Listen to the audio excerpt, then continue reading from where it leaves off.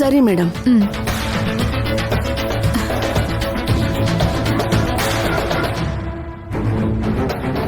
ವಕೀಲ್ ಸಾಹೇಬ್ರೆ ಒಂದ್ ನಿಮಿಷ ಬನ್ನಿ. ಕಾವೇರಿ, ರೂಮಿಗೆ ಬರ್ಬೇಕಾದ್ರೆ ಬಾಗ್ಲು ತಟ್ಟಬೇಕು, ಈ ತರ ಕಿರ್ಚ್ಕೋಬಾರ್ದು. ನೋಡು ಎಲ್ರು ನಿನ್ನ ಹೇಗ್ ನೋಡ್ತಿದಾರಂತ. ಹೌದಾ, ನನಗ್ ಗೊತ್ತಾಗಿಲ್ಲ ಸಾಹೇಬ್ರೆ, ನಿಮ್ ಹತ್ರ ಮಾತಾಡ್ಬೇಕು. ಒಂದ್ ನಿಮಿಷ ಬನ್ನಿ. ಕಾವೇರಿ, ನನಗೆ ಬರಕ್ ಆಗಲ್ಲ. ಇದು ನನಗೆ ತುಂಬಾ ಮುಖ್ಯವಾದ ಮೀಟಿಂಗ್. ನೀನ್ ಹೋಗು, ನಾವಿಬ್ರು ಆಮೇಲೆ ಮಾತಾಡೋಣ. ಅಯ್ಯೋ, ಅದ್ ಹಾಗಲ್ಲ ವಕೀಲ್ ಸಾಹೇಬ್ರೆ, ಇದು ಬೇರೆ ವಿಷಯ. ಕಾವೇರಿ, ಯಾವ್ದು ಏನೇ ಆಗಿದ್ರು ಸರಿ, ನಾನಿವಾಗ ಬರಲ್ಲ. ನನ್ನ ಟೈಮ್ ವೇಸ್ಟ್ ಮಾಡದೆ ಸುಮ್ಮನೆ ಹೋಗು. ಕೇಳ್ತಾ ಇದ್ದಾಳಲ್ಲ, ವಿಷಯ ಏನು ಅಂತ ತಿಳ್ಕೊಂಡ್ ಬಾ. ಇಲ್ಲಪ್ಪ, ನನಗೆ ಈ ಮೀಟಿಂಗ್ ತುಂಬಾ ಇಂಪಾರ್ಟೆಂಟ್. ಕಾವೇರಿ, ನೀನು ಹೋಗು. ಹೋಗ್ ಕಾವೇರಿ.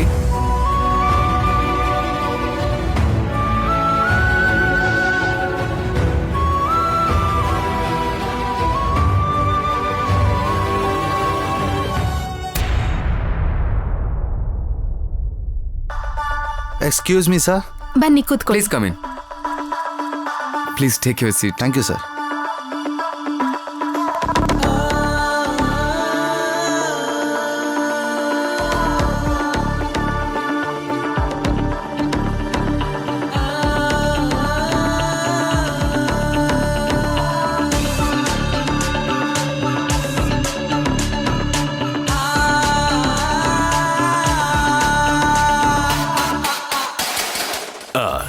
ಇನ್ನು ನೀವು ಹೊರಡ್ಬೋದು. ನೀವ್ ಹೋಗಿ. Okay, ma'am. Okay, sir. Thank you.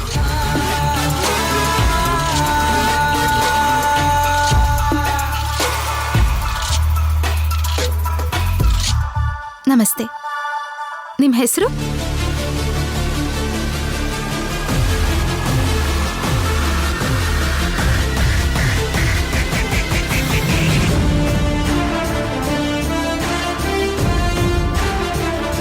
Okay, so ನೀವಿನ್ ಹೊರಡಿ, ತಿಳಿಸ್ತೀವಿ. Okay ma'am. Okay sir.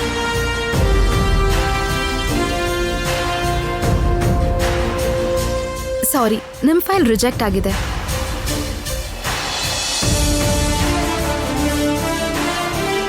Kaveri, ಫೈಲಲ್ಲಿ details experience ತುಂಬ ಚೆನ್ನಾಗಿದೆ.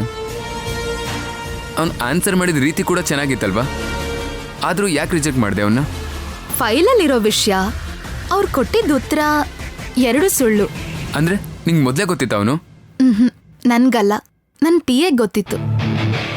ಕಾವೇರಿ ಮೇಡಮ್ ನಮ್ ಫ್ರಾಂಚೈಸಿಗೆ ಅಪ್ಲೈ ಮಾಡಿರೋ ಪ್ರತಿಯೊಬ್ರು ಡೀಟೇಲ್ಸ್ನ ತಿಳ್ಕೊ ಅಂತ ಹೇಳಿದ್ರು. ಅದಕ್ಕೆ ಇದನ್ನೆಲ್ಲ ತಗೊಂಡ್ ಬಂದೆ. ಮೊದಲೇ ತಿಳ್ಕೊಂಡಿದ್ದೀರಾ? Very good. ನಿಮ್ಮ ಚಾಣಾಕ್ಷತನ ಟ್ಯಾಲೆಂಟ್ ನೋಡಿ ಡಿಮಿಟ್ರಿ ಅವರು ನಿಮಗೆ ಸೂಟಬಲ್ ಪೊಸಿಷನ್ ಕೊಟ್ಟಿದ್ದಾರೆ.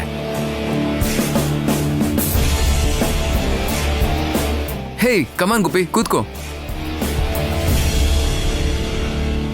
ಹಾ, ನಿನ್ಗೆ ಯಾವ ಬ್ರಾಂಚ್ ಫ್ರಾಂಚೈಸ್ ಬೇಕು? ಬಂಜಾರಾ ಹಿಲ್ಸ್ ಬ್ರಾಂಚ್ ಕೊಟ್ರೆ ನನಗೆ ಹತ್ರ ಆಗಿರೋದ್ರಿಂದ ನನ್ನ ಬಿಸ್ನೆಸ್ಗೆ ನನಗೆ ಸರಿಯಾಗಿರುತ್ತೆ ಅನ್ಸುತ್ತೆ. ಹೌದಾ? ಓಕೆ. ಕಾವೇರಿ, ಆ ಬ್ರಾಂಚ್ನ ಯಾರಿಗೂ ಕೊಟ್ಟಿಲ್ಲ ಅಲ್ವಾ?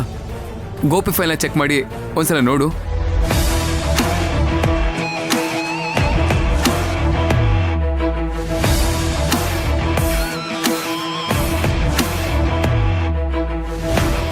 ನನ್ನ ಕ್ಷಮಿಸಿ ವಕೀಲ್ ಸಾಹೇಬ್ರೆ, ಇವ್ರಿಗೆ ಯಾವ ಬ್ರಾಂಚ್ ಕೊಡಕ್ಕಾಗಲ್ಲ.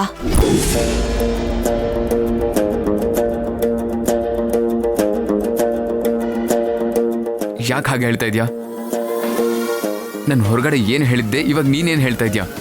ವಕೀಲ್ ಸಾಹೇಬ್ರೆ, ನಮ್ಮ ಹತ್ರ ಇರೋ ಮಾಹಿತಿ ಪ್ರಕಾರ ಗೋಪಿ ಅವರು ಈಗಾಗ್ಲೇ ಈ ತರ ಎಷ್ಟೋ ವ್ಯಾಪಾರಗಳನ್ನ ಮಾಡಿ ಅದೆಲ್ಲ ಮುಚ್ಚೋಗಿದೆ.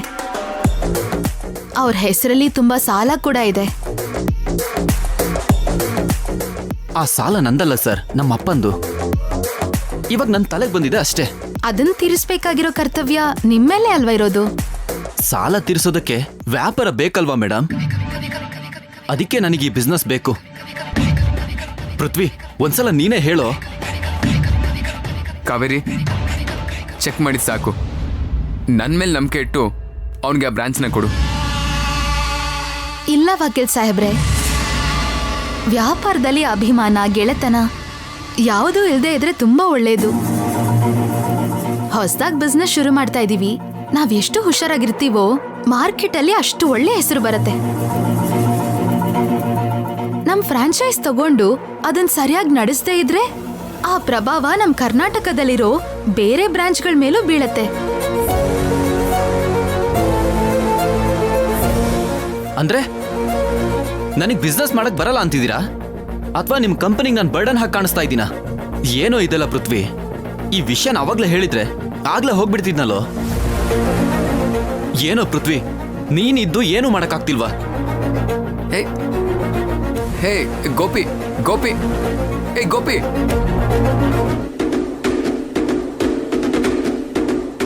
ಒಂದು ಕಡೆ ಗಂಡ, ಇನ್ನೊಂದು ಕಡೆ ಜವಾಬ್ದಾರಿ. ಕಾವೇರಿ ತುಂಬಾ ಕಷ್ಟಪಡ್ತಿದ್ದಾಳ ಅನ್ಸುತ್ತೆ.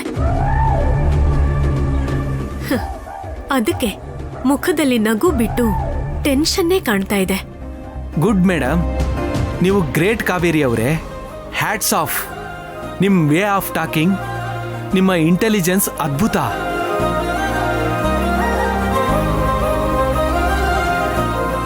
ಎಷ್ಟೋ ವರ್ಷಗಳ ಎಕ್ಸ್ಪೀರಿಯನ್ಸ್ ಇರೋರ್ ತರ ತುಂಬಾ ಚೆನ್ನಾಗಿ ಡೀಲ್ ಮಾಡ್ತಿದ್ದೀರಾ. ಗೋಪಿ ಬಗ್ಗೆ ಮೊದ್ಲೇ ಹೇಳ್ಬೇಕು ಅಂತ ಬಂದಾಗ ವಕೀಲ್ ಸಾಹೇಬ್ರು ನನ್ ಮಾತು ಕೇಳಲಿಲ್ಲ. ಇಲ್ಲಾಂದಿದ್ರೆ ಇಷ್ಟೊಂದು ಕೋಪ ಬರ್ತಾ ಇರ್ಲಿಲ್ಲ. ಕೋಪ ಕಡಿಮೆ ಆಗಿದೆ ಅಂತ ಅನ್ಕೊಳ್ಳೋಷ್ಟ್ರಲ್ಲೇ ಇನ್ನೂ ಹೆಚ್ಚಾಗಿದೆ. ಏನೋ ಇವತ್ತಿನ ದಿನಾನೇ ಸರಿ ಇಲ್ಲ. ಇನ್ನೂ ಏನೂ ಆಗಿಲ್ಲ ಕಣೆ, ಮುಂದೆ ಇನ್ನೂ ಕಾದಿದೆ.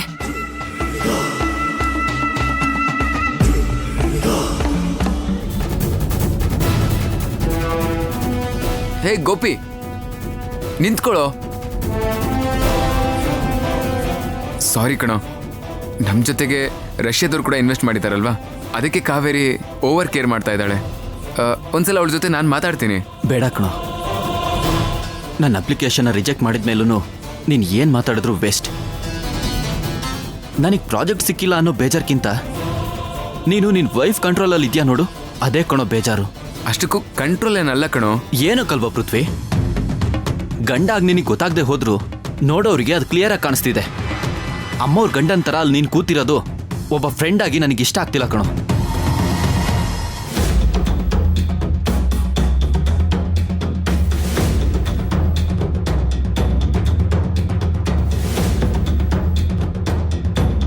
ನೀನು ಕನ್ಫರ್ಮ್ ಆಗಿ ನನಗೆ ಈ ಫ್ರಾಂಚೈಸಿ ಕೊಡಬೇಕು ಅನ್ಕೊಂಡ್ರು ನಿನ್ನ ವೈಫ್ ಇದನ್ನ ರಿಜೆಕ್ಟ್ ಮಾಡಿದಾಳೆ ಅಂದರೆ ನಿನ್ನ ಮೇಲೆ ಅವಳಿಗೆ ಎಷ್ಟು ರೆಸ್ಪೆಕ್ಟ್ ಇದೆ ಅನ್ನೋದು ಗೊತ್ತಾಗುತ್ತೆ. ವೈಫ್ನ ಪ್ರೀತಿಸ್ಬೇಕೆ ಹೊರತು ಈ ಥರ ಸರೆಂಡರ್ ಆಗಬಾರ್ದು ಕಣೋ. ಗಂಡಂಗೆ ವ್ಯಾಲ್ಯೂ ಇಲ್ಲ ಅಂದಮೇಲೆ ಫ್ರೆಂಡ್ ಆಗಿರೋ ನನಗೇನು ವ್ಯಾಲ್ಯೂ ಇರುತ್ತೋ.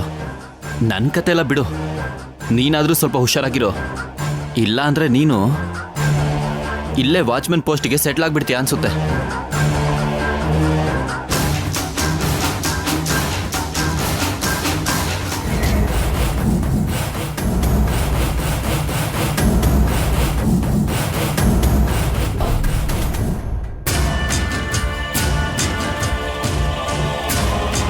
ಭಾವ, ಶ್ರುತಿ, ನೀನೇನಿಲ್ಲಿ? ಮನೇಲಿ ಇದ್ದು ಬೋರ್ ಆಗ್ತಿತ್ತು ಭಾವ. ಫಸ್ಟ್ ಡೇ ಆಫೀಸಲ್ಲಿ ಕೆಲಸ ಹೇಗಿದೆ ಅಂತ ನೋಡಕ್ ಬಂದೆ. ಅಮ್ಮಮ್ಮನ್ ಪರ್ಮಿಷನ್ ಕೂಡ ತಗೊಂಡಿದ್ದೀನಿ. ಕಾವೇರಿ ನಡವಳಿಕೆ ಮಾಮೂಲಿಯಾಗಿಲ್ಲ ಅಲ್ವಾ? ಒಳಗಡೆ ಎಲ್ರು ಕಾವೇರಿ ಬಗ್ಗೆನೇ ಮಾತಾಡ್ತಿದ್ದಾರೆ. ನೀನೇನ್ ಭಾವ, ನಿನ್ ಫ್ರೆಂಡ್ ಅಷ್ಟು ಅನ್ಬೇಕಾದ್ರೆ ಸುಮ್ನೆ ನಿಂತಿದ್ದೆ? ತಪ್ಪೇನಾದ್ರೂ ನಮ್ ಕಡೆನೇ ಇದೆಯಾ? ಬೇಡ ಶ್ರುತಿ, ಪ್ಲೀಸ್. ಅವಳ ಬಗ್ಗೆ ನೀನೇನು ಮಾತಾಡಬೇಡ. ಸ್ವಲ್ಪ ಹೊತ್ತು ನನ್ನ ಒಂಟಿಯಾಗಿ ಬಿಡು. ಹೇಗ್ ಬಿಡಕ್ಕಾಗತ್ತೆ ಭಾವ? ನಿನಗ್ ಹರ್ಟ್ ಆದ್ರೆ ನನಗೂ ಆದ ಹಾಗೆ ಅಲ್ವಾ? ನಿನಗ್ ಇನ್ಸಲ್ಟ್ ಆದ್ರೆ ನನಗೂ ಅಲ್ವಾ? ಕಾವೇರಿ ಕೂಡ ನಿನ್ ಫ್ರೆಂಡ್ ವಿಷಯದಲ್ಲಿ ಇಷ್ಟೊಂದು ಸ್ಟ್ರಿಕ್ಟ್ ಆಗಿಲ್ಲ ಅಂದಿದ್ರೆ ಚೆನ್ನಾಗಿರ್ತಿತ್ತು. ಒಂದು ಬ್ರಾಂಚ್ ಇಂದ ಇಷ್ಟು ದೊಡ್ಡ ಬಿಸ್ನೆಸ್ ಹೇಗ್ ಲಾಸ್ ಆಗುತ್ತೆ? ನನಗೇನೋ ಇದು ಸಿಲ್ಲಿ ಡಿಸಿಷನ್ ಅನ್ಸ್ತಿದೆ ಭಾವ. ಕಾವೇರಿಯಿಂದ ನಿನ್ ಫ್ರೆಂಡ್ ನಿನಗಂದಿದ್ದು ಒಂದೊಂದು ಮಾತು ಕೇಳಿಸ್ಕೋತಿದ್ರೆ ನಮ್ ಭಾವನ್ ಕ್ಯಾರೆಕ್ಟರ್ ಇದಲ್ಲ ಅಲ್ವಾ? ಆದ್ರೂ ಕೂಡ ಈ ತರ ಎಲ್ಲ ನಮ್ ಭಾವ ಕೇಳಿಸ್ಕೋತಿದ್ದಾನೆ ಅಂತ ತುಂಬಾ ತುಂಬಾ ನೋವಾಗ್ಬಿಡ್ತು ಭಾವ.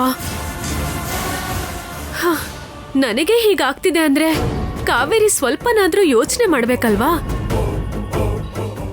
ಒಂದು ದಿನ ಇನ್ಚಾರ್ಜ್ ಆಗಿದ್ದಕ್ಕೆ ಈ ರೇಂಜ್ಗೆ ಆಡ್ತಿದ್ದಾಳೆ ಅಂದ್ರೆ ಮುಂದೆ ನೀನು ಹೇಗ್ ತಡ್ಕೋತೀಯೋ ಏನೋ. ನೀವಿಬ್ರು ನಗ್ನಗ್ತಾ ಆಫೀಸ್ನ ಹ್ಯಾಂಡಲ್ ಮಾಡೋದನ್ನ ನೋಡ್ಬೇಕು ಅನ್ಕೊಂಡೆ. ಆದ್ರೆ ಈ ತರ ನೋಡ್ಬೇಕಾಯ್ತು. Bad luck. ಬಾಯ್ ಭಾವ.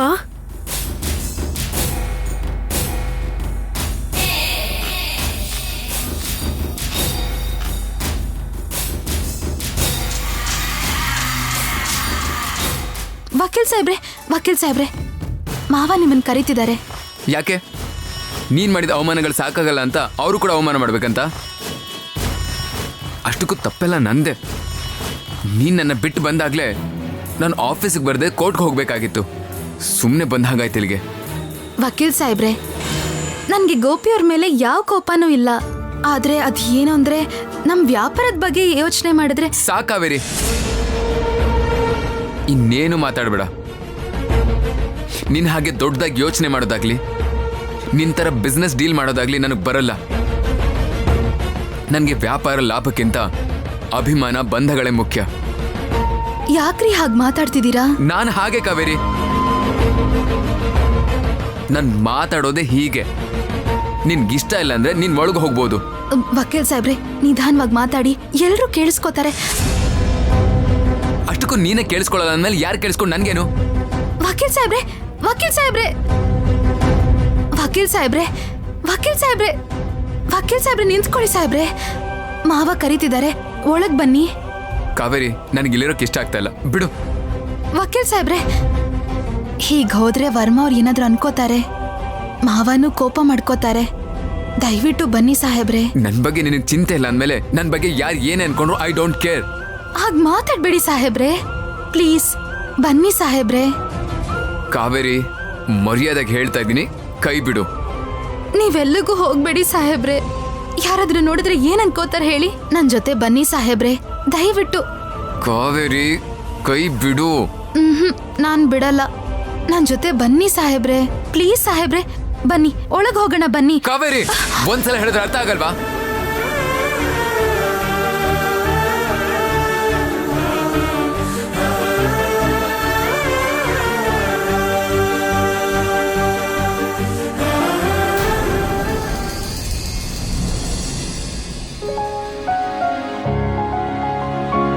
ಸಾವಿತ್ರಿ, ಪೃಥ್ವಿಯಲ್ಲಿ ಫ್ರೆಂಡ್ನ ಮೀಟ್ ಮಾಡಕ್ ಹೋಗಿದ್ದಾನೆ ಅತ್ತೆ.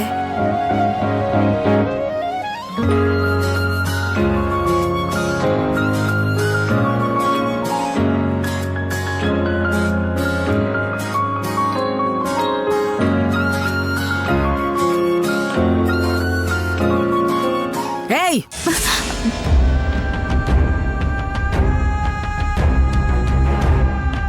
ಕಣ್ಣು ನೆಟ್ಟಿಗಿದ್ಯಾ?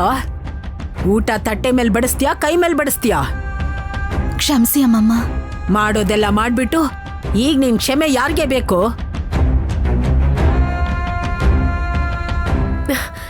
ಏನ್ ಕಾವೇರಿ ಇದು?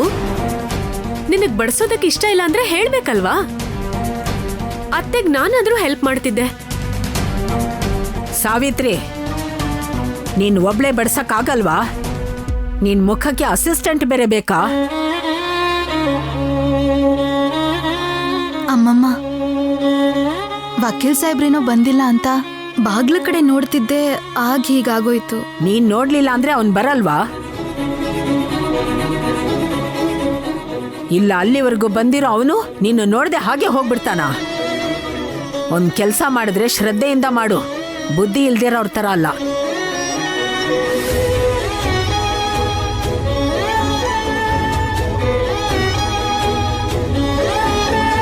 ಕಾವೇರಿ, ನೀನು ಕೂತ್ಕೊಮ್ಮ, ನಾನ್ ಬಡಿಸ್ತೀನಿ. ಬೇಡ ಅತ್ತೆ, ವಕೀಲ್ ಸಾಹೇಬ್ರು ಬಂದ್ಮೇಲೆ ಅವ್ರ ಜೊತೆನೆ ಕುತ್ಕೊಂಡು ತಿಂತೀನಿ. ಏನ್ ಕಾವೇರಿ ನೀನು? ಬೆಳಿಗ್ಗೆನೂ ಅಷ್ಟೇ ಅಮ್ಮಮ್ಮ ಆಫೀಸಿಗೆ ಹೋಗೋ ಅಂದ್ರೆ ಭಾವಂಗೋಸ್ಕರ ವೇಟ್ ಮಾಡ್ತೀನಿ ಅಂದೆ. ಈಗ ಊಟ ಮಾಡು ಅಂತಂದ್ರೆ ಈಗ್ಲೂ ಕೂಡ ಹೀಗೇನಾ? ಪ್ರತಿ ಸಲ ಭಾವಂಗೋಸ್ಕರ ಕಾಯೋದು ಅವಶ್ಯಕತೆ ಇಲ್ಲ. ಅವನೇನು ಚಿಕ್ಕ ಮಗು ಅಲ್ಲ, ಮುದ್ದು ಮಾಡೋದಕ್ಕೆ, ಯಾರೂ ಇಲ್ಲ ಅನ್ಕೊಳ್ಳೋದಕ್ಕೆ. ಸರಿ ಅಲ್ವಾ ಅಮ್ಮಮ್ಮ? ಅವನ್ ಯಾವಾಗ ಬರ್ತಾನೋ ಏನೋ. ನೀನ್ ಬೇಗ ತಿಂದು ಮಲ್ಕೋ, ಬೆಳಿಗ್ಗೆ ಆಫೀಸಿಗೆ ಹೋಗ್ಬೇಕಲ್ಲ. ನಿದ್ದೆ ಮುಖದಲ್ಲಿ ಅಲ್ಲಿ ಮಲಗ್ತೀಯಾ ಏನು? ಸಾವಿತ್ರಿ, ಬಡಿಸು. ಸರಿ ಅತ್ತೆ. ಹೋಗೋ.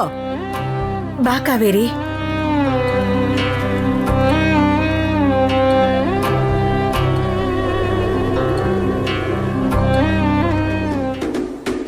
ಆಫೀಸಲ್ಲಿ ಭಾವನ್ ಹತ್ರ ಬೈಸ್ಕೊಂಡು ಇವಾಗ ಅಮ್ಮಮ್ಮ ಹತ್ರ ಬೈಸ್ಕೊತಿದ್ದಾಳೆ. ಬೆಳಿಗ್ಗೆ ಎದ್ದು ಯಾರ್ ಮುಖ ನೋಡಿದ್ಲೋ ಏನೋ, ಇವತ್ತಿಡೀ ಮುಖ ಎಲ್ಲ ಬಾಡ್ ಹೋಗಿದೆ. ಸಾವಿತ್ರಿ, ಅತ್ತೆ, ಹೇಳೋದ್ ಮರ್ತು ಬಿಟ್ಟೆ. ನಾಳೆ ಮನೇಲಿ ಪೂಜೆ ಇದೆ. ಬೆಳಿಗ್ಗೆ ಪುರೋಹಿತರು ಬರ್ತಾರೆ. ಅವ್ರು ಬರೋಷ್ಟರಲ್ಲಿ ಮನೆಯೆಲ್ಲ ಕ್ಲೀನ್ ಮಾಡಿ ಪೂಜೆಗೆ ಏರ್ಪಾಟ್ ಮಾಡು. ಆಯ್ತು ಅತ್ತೆ. ಅತ್ತೆ, ನನ್ನ ಕೂಡ ಬೆಳಿಗ್ಗೆನೆ ಎಬ್ಬಿಸ್ಬಿಡಿ, ನಾನು ಕೂಡ ನಿಮಗೆ ಸಹಾಯ ಮಾಡ್ತೀನಿ. ಏನು, ನೀವಾ? ಯಾರು ಗುರ್ತಿಡಿಲಿಲ್ಲ ಅಂತ ಮರ್ತು ಬಿಟ್ರೋ ಏನೋ. ಇವಾಗ ನೀವು ಪ್ರೆಗ್ನೆಂಟ್ ಅತ್ಗೆ ರೆಸ್ಟ್ ಮಾಡ್ಬೇಕೆ ಹೊರತು ಕೆಲ್ಸ ಮಾಡೋ ಹಾಗಿಲ್ಲ. ಅತ್ತೆ, ನಾನ್ ನಿಮಗೆ ಹೆಲ್ಪ್ ಮಾಡ್ತೀನಿ. ಮತ್ತೆ ಆಫೀಸು ಅಂದ್ರೆ 2 ದಿನ ರಜೆ ತಗೋತೀಯಾ? ಆಗ್ಲೇ ಕೆಲ್ಸದ ಮೇಲೆ ಇಂಟ್ರೆಸ್ಟ್ ಹೊರಟೋಯ್ತಾ? ಇಂಟ್ರೆಸ್ಟ್ ಎಲ್ಲ ಹೋಯ್ತು ಶ್ರುತಿ. ಒಂದ್ ಹುಡುಗಿ ಅಂದ್ರೆ ಎಲ್ಲ ಕೆಲ್ಸನೂ ಮಾಡ್ಬೇಕು. ಕೆಲ್ಸಕ್ ಹೋಗೋಂತ ಹುಡುಗಿ ಮನೆ ನೋಡ್ಕೊಳಲ್ವಾ? ಮನೆ ನೋಡ್ಕೊಳ್ಳೋಂತ ಹುಡುಗಿ ಕೆಲ್ಸಕ್ ಹೋಗಲ್ವಾ? ಆ ಎರಡನ್ನೂ ಮಾಡದೇ ಇರೋರು ಕೂಡ ತುಂಬಾ ಜನ ಇದ್ದಾರೆ. ಎಲ್ಲರಿಗೂ ಎಲ್ಲ ವಿಷಯ ಅರ್ಥ ಆಗಲ್ಲ. ನನಗೆ ಅರ್ಥ ಆಯ್ತು ಭಾಗ್ಯ ಅಕ್ಕ. ವಾವ್, ನೀನ್ ದೊಡ್ಡ ಮೇಧಾವಿನೇ ಶ್ರುತಿ. ಅದು ಬಾಂಡ್ ಟ್ಯಾಲೆಂಟ್ ಅಮ್ಮ. ಕಾವೇರಿ, ಪೃಥ್ವಿ ಬರ್ತಾನ್ ಬಿಡು, ನೀನೇನು ಟೆನ್ಷನ್ ಮಾಡ್ಕೋಬೇಡ, ತಿನ್ನು.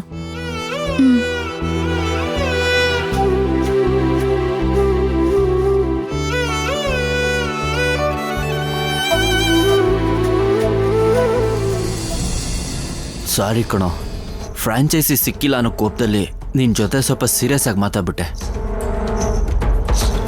ನೋ ಪ್ರಾಬ್ಲಮ್ ಗೋಪಿ, ನಿನ್ನ ನೋವು ಕೋಪನ ನಾನು ಅರ್ಥ ಮಾಡ್ಕೋತೀನಿ. ಅದಕ್ಕೆ ಅಲ್ವಾ ಈಗ ನಿನ್ನ ಜೊತೆ ಚಿಲ್ ಆಗ್ತಿರೋದು. ಇವಾಗ ಈ ಎಣ್ಣೆ ಹೊಡೆದ್ರೂ ನಿಂಗೊಂದು ಸಲಹೆ ಕೊಡಬೇಕು ಅಂದ್ಕೊಂಡಿದ್ದೀನಿ. ತಪ್ಪಾಗಿ ತಿಳ್ಕೊಬೇಡ. ಇಲ್ಲ ಕಣ, ಹೇಳು. ಗಿಡವಾಗಿರುವಾಗಲೇ ಅದನ್ನ ಮುರಿದಾಕ್ಬೇಕು. ಮದುವೆ ಆಗಿದ ತಕ್ಷಣ ಹೆಂಡ್ತಿನ ಕಂಟ್ರೋಲಲ್ಲಿ ಇಡಬೇಕು. ಇಲ್ಲ ಅಂದರೆ ಗಿಡ ಮರ ಆಗುತ್ತೆ, ಗಂಡ ಜೋಕರ್ ಆಗ್ತಾನೆ.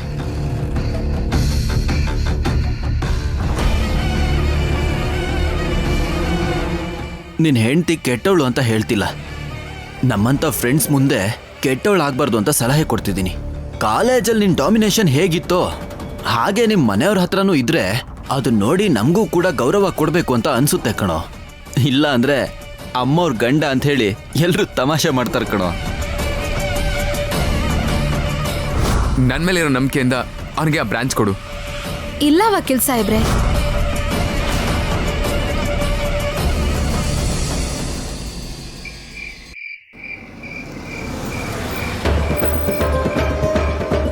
ಲವ್ ಪೃಥ್ವಿ, ನಿನ್ ಮನೆ ಬಂತು.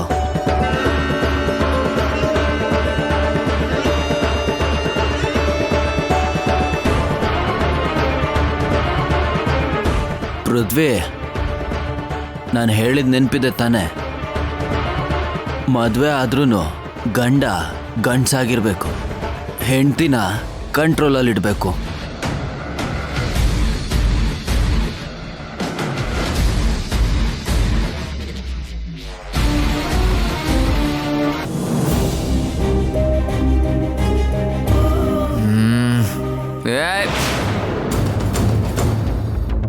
ವಕೀಲ್ ಸಾಹೇಬ್ರೆ,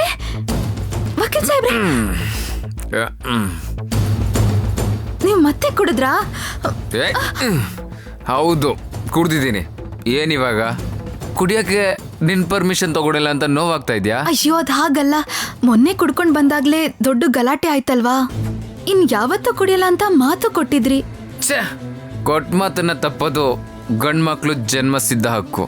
ನಾವೇನೇ ಹೇಳಿದ್ರು ಕೈ ಕಟ್ಕೊಂಡು ಕೇಳಿಸ್ಕೊಳ್ಳೋದು ಹೆಣ್ಮಕ್ಳಿಗೆ ಜನ್ಮಕ್ಕೆ ಬಂದಿರೋ ಹಕ್ಕು.